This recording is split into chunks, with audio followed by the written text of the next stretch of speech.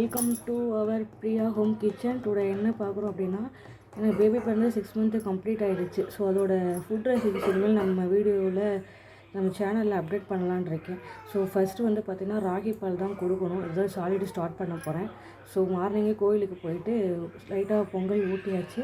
இப்போ பார்த்திங்கன்னா இந்த ராகியை வந்து ஒரு 4 or 5 டைம்ஸ் நைட்டே வாஷ் பண்ணிவிட்டு ஓவர் நைட் சோக் பண்ணி வச்சுருக்கேன். ஸோ இதை வந்து கிரைண்ட் பண்ணி பால் எடுத்துக்கலாம். இது எப்படி ரெடி பண்ணலான்னு உங்களுக்கு சொல்கிறேன் பாருங்கள்.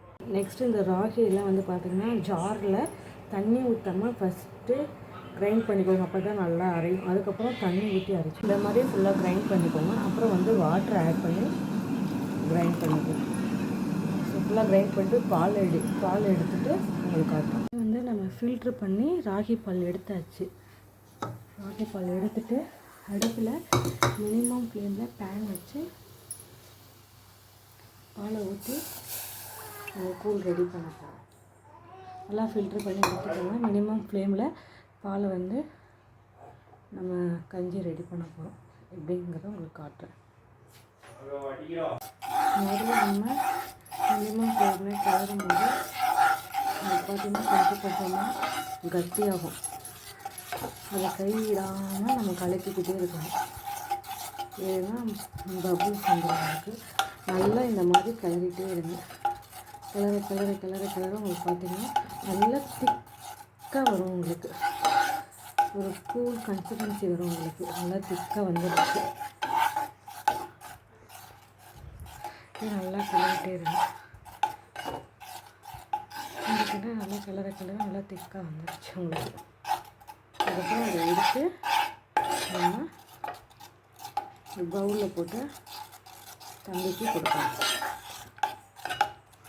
ஃபைனலாக வந்து ராகி பால் வந்து சிப் பண்ணியாச்சு. ரெடியும் ஆயிடுச்சு. ஸோ இது வந்து ராகி பால் வந்து உடம்புக்கு ரொம்ப ஸ்ட்ரென்த்து, ரொம்ப நல்லது. என் ஃபஸ்ட்டு பொண்ணுக்கும் நான் இது தான் கொடுத்தேன். தம்பிக்கு இப்போ இது தான் ஸ்டார்ட் பண்ண போகிறேன். இது கொஞ்சம் நம்ம தண்ணியாக தான் கொடுக்கணும்.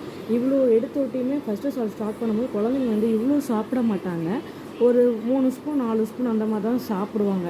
அவங்க வந்து ஒரு மாதிரி கொமட்டினோட்டையுமே நம்ம எடுத்து அதை வச்சு அமுக்கக்கூடாது. அப்புறம் அவங்களுக்கு வந்து நெக்ஸ்ட்டு இது சாப்பிட இன்ட்ரெஸ்ட் இல்லாமல் போயிடும். ஸோ கொஞ்சம் கொஞ்சமாக ஃபுட்டு ஸ்டார்ட் பண்ணும்போது சால்ட் ஃபுட் ஸ்டார்ட் பண்ணும்போது கொஞ்சம் கொஞ்சமாக ஸ்டார்ட் பண்ணுங்கள். ஓகேங்களா? இதுதான் இன்றைக்கி ஃபஸ்ட்டு சால்ட் ஃபுட் தம்பிக்கு ஸ்டார்ட் பண்ணுறோம். ராகி கஞ்சி வந்து ரொம்ப உடம்புக்கு ரொம்ப ஹெல்த்தி ஃபுட்டுங்க. நீங்களும் உங்கள் குழந்தைக்கு ட்ரை பண்ணி பாருங்கள். என் வீடியோ பிடிச்சிருந்துச்சுன்னா உங்களுக்கு லைக் பண்ணுங்கள், சப்ஸ்கிரைப் பண்ணுங்கள், கமெண்ட் பண்ணுங்கள். நீங்களும் எனக்கு கமெண்ட் பாக்ஸில் நெக்ஸ்ட்டு என்ன ஃபுட்டு கொடுக்கலாம் அப்படிங்கிறத அப்டேட் பண்ணுங்கள். அதையும் நான் ட்ரை பண்ணி கொடுக்கலாம். ஓகேங்களா? எதனா டவுட் இருந்தாலும் எனக்கு நீங்கள் கமெண்ட் பண்ணுங்கள். ஓகேவா? Thank you guys. நாளைக்கு வீடியோவில் பார்க்கலாம். பாய்.